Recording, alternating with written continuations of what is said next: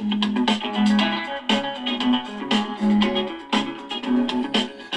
Video News, y'all. It's KP's Video News, y'all. Yep, that's right. It's the quick intro. What's going on, folks? KP's Video News. I haven't done a show in a minute, and I decided to go ahead on and get one done. Yep, get one done here. And how's everybody doing? Yep, how's everybody doing today? Don't forget to hit that like button. You know, hit that like button, man. Hit that like button today. Yep, hit that like button, hit that subscribe button, hit that notification bell. Ding-a-ling-a-ling-a-ling. Ring-a-ling. Ring-a-ling, ring-a-ling. So then, blah. Ring-a-ling, ring-a-ling. Okay. It's KP's Video News. Let me get busy here. Because in Memphis, Tennessee, this is an update. Got 9 deputies charged in the demise of a man beaten in a Memphis jail, including two cops got charged with second degree.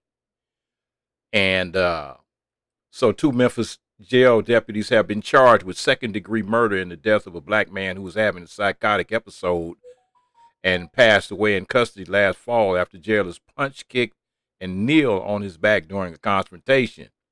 The indictment showed that Stephen Jones and Courtney Parham have also been charged with aggravated assault while acting in concert with the passing of 33-year-old Gershon Freeman.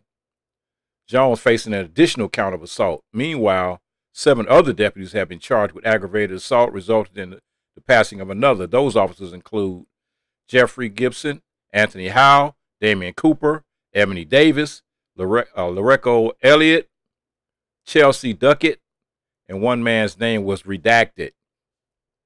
The grand jury made the indictments Tuesday, and warrants were issued on Wednesday. All of the deputies have been placed on administrative leave. Online records do not show if the 8 deputies named in the indictment have lawyers. A hearing for the deputies will take place on October 27th, and Shelby County Sheriff Floyd Bonner first discussed the existence of the indictment Wednesday evening, but refused to give any more information at the time. Instead, he accused the investigation of being political and vowed to help raise money for the deputies' legal fees.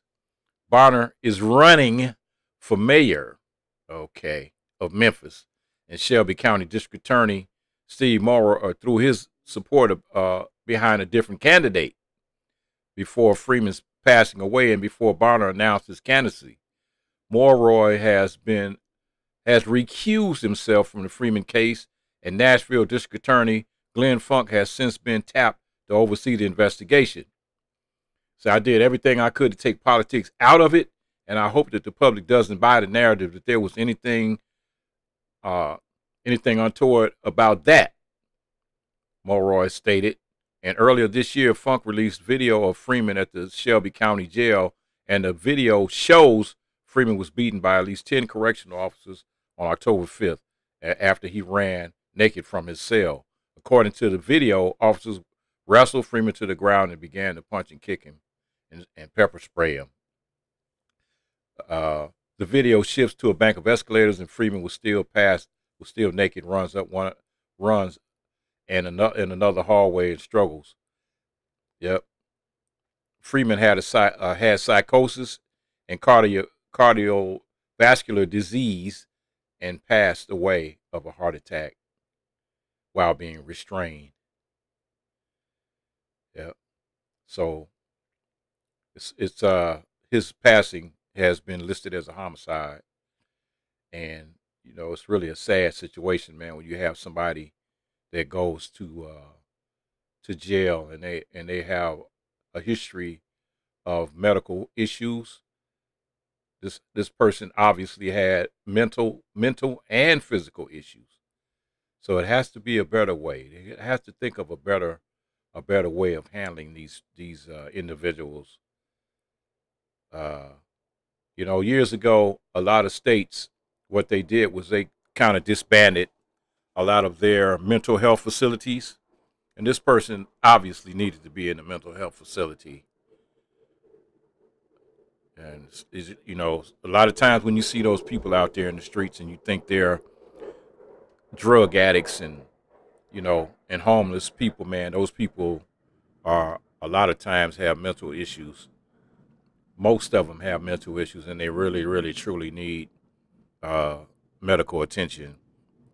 But like I said, a lot of the states have abandoned their medical facilities in their states. You know, they've taken the money. They still receive the money.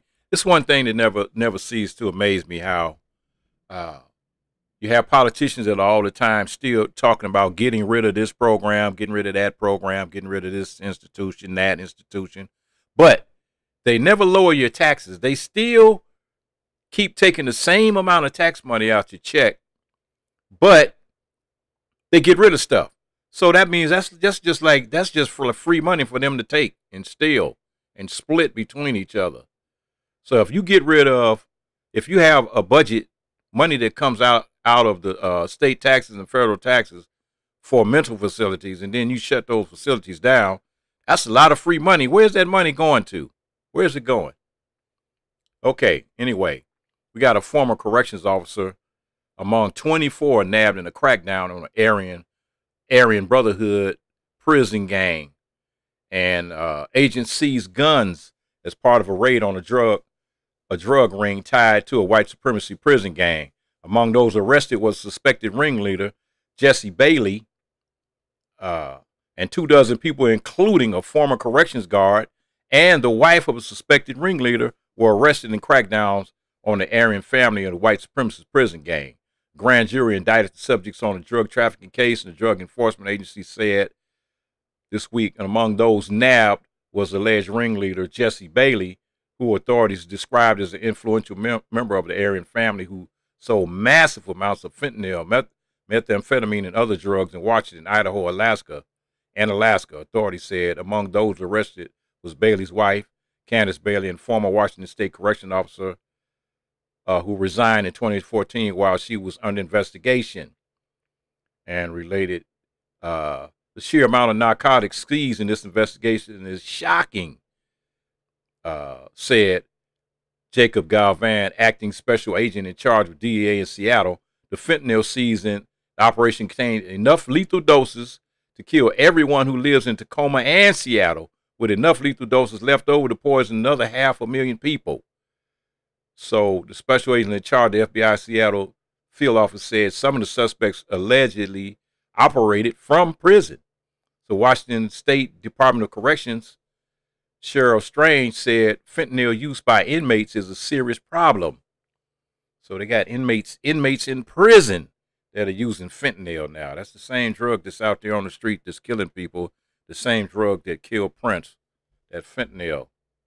So, you know, it's a crazy, crazy drug that's strong, like a 50 to 100 times stronger than heroin, but they mix it with the drugs to make the drug stronger. But they don't, you know, they make the drug stronger, but I don't know. It's like they really truly don't care if the people live or die. I don't understand how you, as a drug dealer, what good is selling drugs to somebody that then that person passes away? Seems to me like you just lost a customer.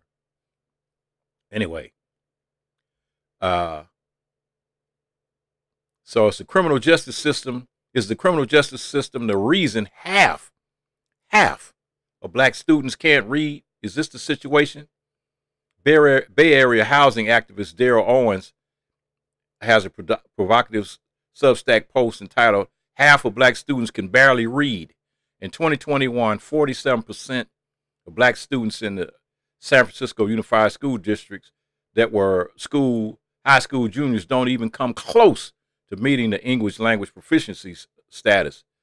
That's 9% higher than the state average for black 11th graders, which is also abysmal. That means that every one of 2 black students leaving San Francisco high schools can't even read at their grade and their age level.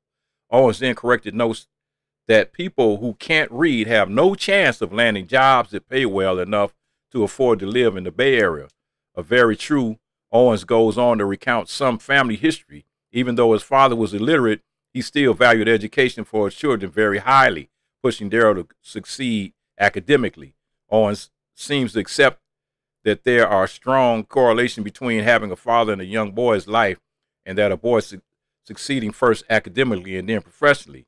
Owens then notes Census 2021 found that 64% of black children and 50% of Native American children are growing up in the single-parent households compared to just 24% of white kids and 15% of Asian families.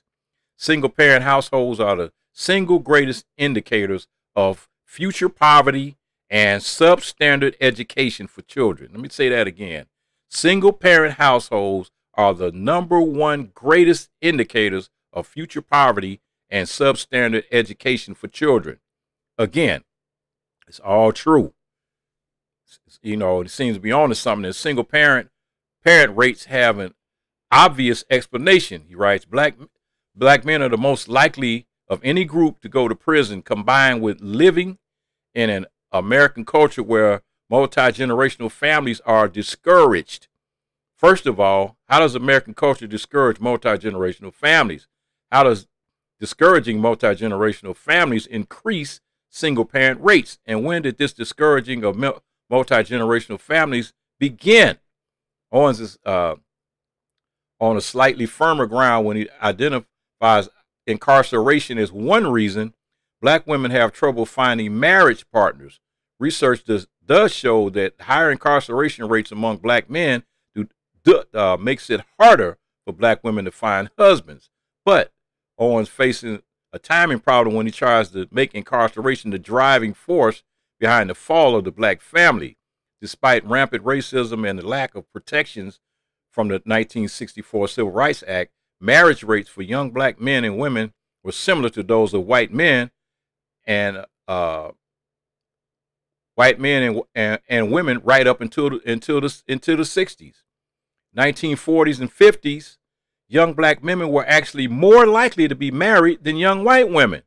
This began to change in the 1960s when an 8-point gap opened up between white women and black women. Then something happened in the 70s that led to an absolute cratering of the black marriage rate.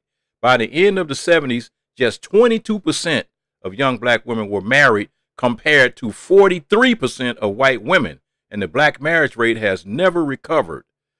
The proof of that incarceration cannot be the culprit of the breakup of the black family is that incarceration rates didn't take off until the 80s. So what did happen? Well, in 1968, the case of King versus Smith, the Supreme Court struck down so-called man-in-the-house rules. There were admittedly racially enforced policies by states used to disqualify black mothers from aid.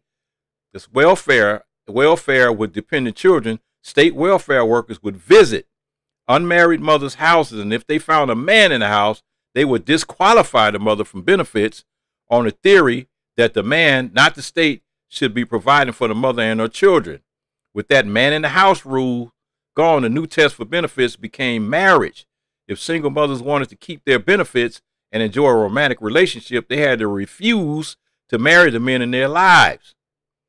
King versus Smith essentially forced single mothers to choose between welfare and marriage. And as the welfare state has grown, more and more mothers chose the welfare roles. And as true as the value of AFDC cash payments has shrunk over the years as inflation has risen, but the number of other programs working class families use has exploded. Food stamps, Medicaid, Section 8 housing, earned income tax credit, the Children's Health Insurance Program, Affordable Care Act, subsidies are all designed in a way to cut off benefits to single mothers if they get married.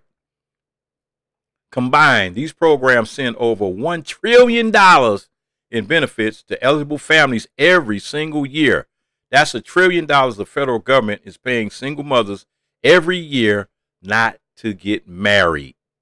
So that is the main reason so many children cannot read. Yep, makes a lot of sense to me. Makes a whole lot of sense to me. I've been saying it for the longest, but people, they don't want to, they don't want to hear the truth. They don't want to understand. They don't want to hear the truth. And it's obvious.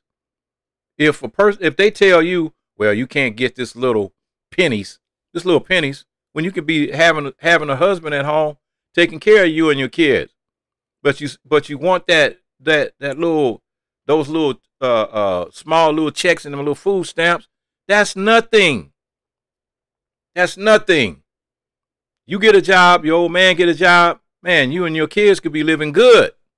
Real good. Way better than you living on the welfare stamps. Welfare checks and food stamps. Whatever card they call that card. I don't even know what they call it. They call it some kind of name. Anyway, they had a next story. Got a 14-year-old kid, John Sheeran, is charged with attempted murder and assault with a dangerous weapon for attempting to drown a black teen after throwing rocks at him, calling a racial slur at a Cape Cod pond. Yep, in Cape Cod. And he was released to his father's custody on Monday after being charged with attempted murder and assault with a dangerous weapon. The grand jury accusations stem from an event on July 19th near Goose Pond in Chatham, Massachusetts, at which the black teen said he was a victim of racially motivated attacks. Sheeran is accused of repeatedly submerging the black teen in the water while another teen laughed and referred to him as George Floyd. According to an alleged victim, he told Sheeran and a friend that he